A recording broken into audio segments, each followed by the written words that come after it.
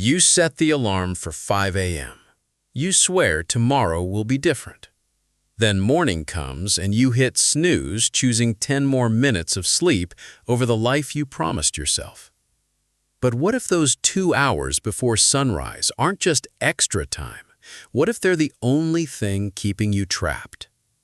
Today, you're going to meet a man who was stuck, broke, and exhausted until 5 a.m. changed everything. Stop scrolling. Your future self is waiting. In a gray coastal city where the fog rolled in every evening, there lived a 34-year-old man named Daniel. Daniel washed dishes at a highway diner called the Blue Plate. He had worked there for 9 years.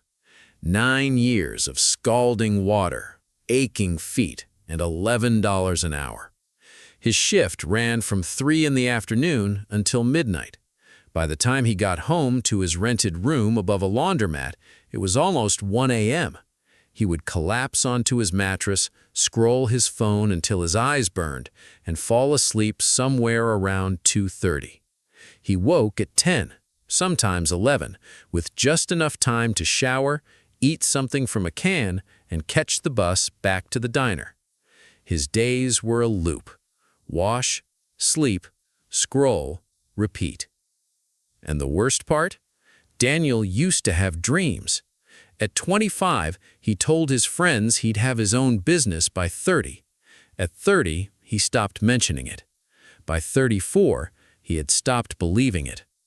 Dreams are heavy things to carry when you're always exhausted, so one by one, he had quietly set his down.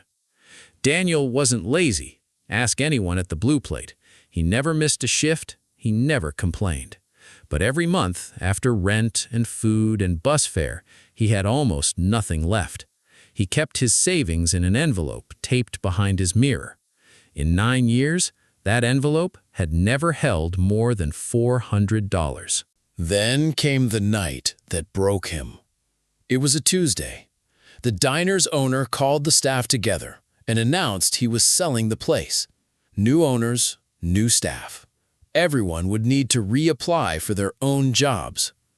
Daniel stood there with soap still on his hands and realized something terrifying. He was 34 years old, and he could be replaced by anyone. He had spent 9 years working, and he had built nothing. No skill, no savings, no plan. Just an envelope with $400 and a body that was always tired.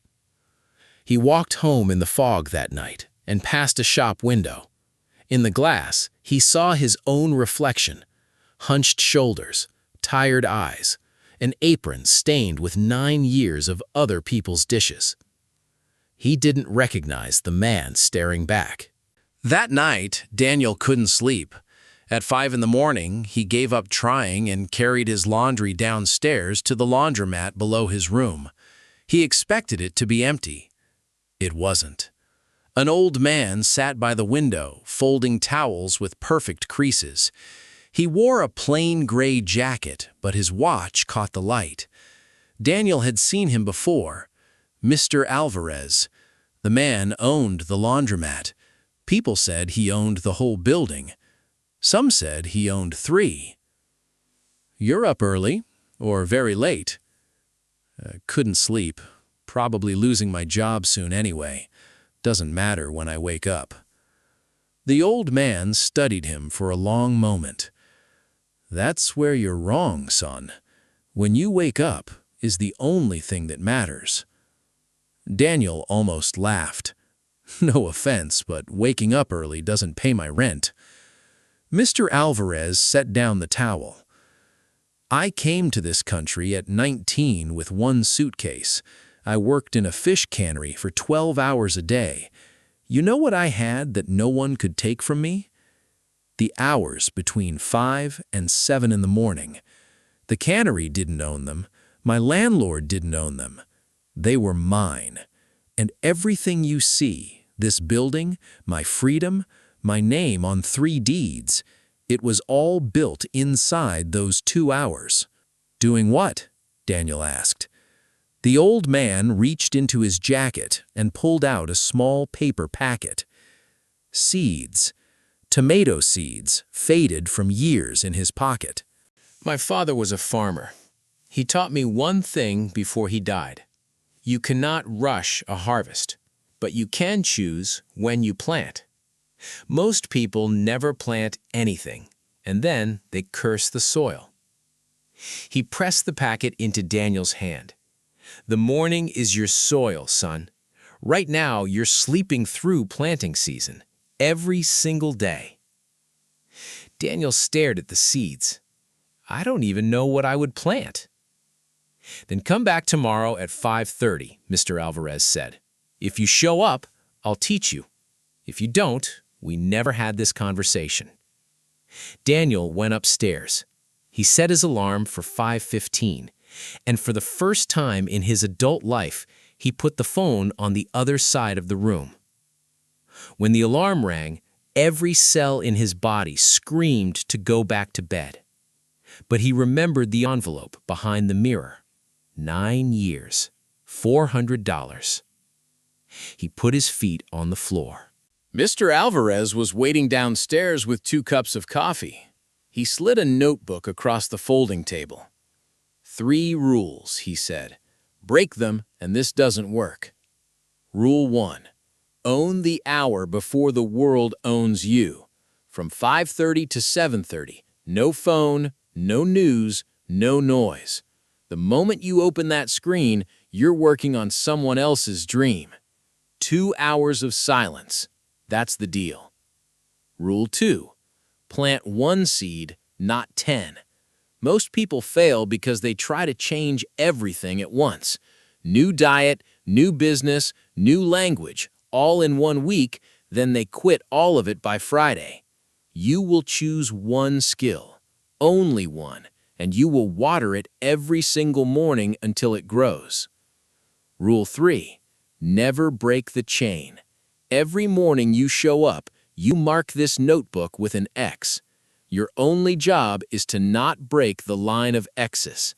Motivation will leave you by day 4. The chain is what stays. Daniel looked at the notebook. What skill do I even choose? Just, what do your hands already know? Daniel thought about it. At the diner, he was the one who fixed things. The freezer motor, the coffee machine, the dishwasher itself, twice. Nobody taught him. He just understood machines. Repairs, he said slowly. I can fix things. Mr. Alvarez smiled for the first time. Then that's your seed. The library opens its doors at 9, but its website never closes. Appliance repair, refrigeration, certification courses. 2 hours every morning. Let's see who you are in 90 days. The first week was war. Daniel's body fought him every single morning. Day 3, he sat on the edge of the bed for 10 full minutes bargaining with himself. But he looked at the 2 X's in the notebook and he refused to be the man who quit on day 3. He got up. Now, pay attention to this next part because this is where most people's stories end and where Daniel's truly began. By day 10, something shifted. The mornings were quiet in a way he had never experienced. No dishes clattering, no phone buzzing, just Daniel, a library book on refrigeration systems, and the slow blue light of dawn over the fog. For 2 hours a day, he wasn't a dishwasher. He was a student. By day 30, he had filled 2 notebooks with wiring diagrams. He fixed his neighbor's dead washing machine using a $9 part. She cried and tried to pay him $50. He took $20. By day 60, word had spread through the building. Daniel fixed a dryer on the 2nd floor, a refrigerator on the 4th, a heater for the barber next door. He started keeping a 2nd envelope behind the mirror. This one was growing. But something else was growing too, something money can't measure. Daniel started walking differently, standing straighter. At the diner, the cooks noticed he hummed while he worked. When you're building something in secret every morning, the whole day feels different. You're no longer just surviving, you're becoming. By day 90, Daniel passed his first certification exam. He showed Mr. Alvarez the paper with shaking hands. The old man read it slowly, then said something Daniel would never forget. 90 days ago, you told me waking up early doesn't pay rent. You were right. Waking up early pays for something bigger. It pays for who you become. Then he pointed at the notebook full of X's. That right there is worth more than my 3 buildings, because the man who can do that can build anything. But here's what you need to understand. The story didn't get easier. The diner did close. Daniel lost his job in month 5, exactly as he had feared. The old Daniel would have been destroyed. The new Daniel had a certification, a growing envelope, and 150 X's in a notebook. Instead of panicking, he printed 200 flyers. Appliance repair, fair prices, same-day service. He'd take them in every laundromat, every corner store, every bus stop in the neighborhood. The first 3 days, his phone stayed silent. Doubt crept in like the evening fog. But Daniel had learned something in those 150 mornings. You don't judge the harvest in the first week of planting. He kept showing up. He kept his 5:15 alarm, even without a job to go to. Studying commercial refrigeration now, expanding his seed into a field.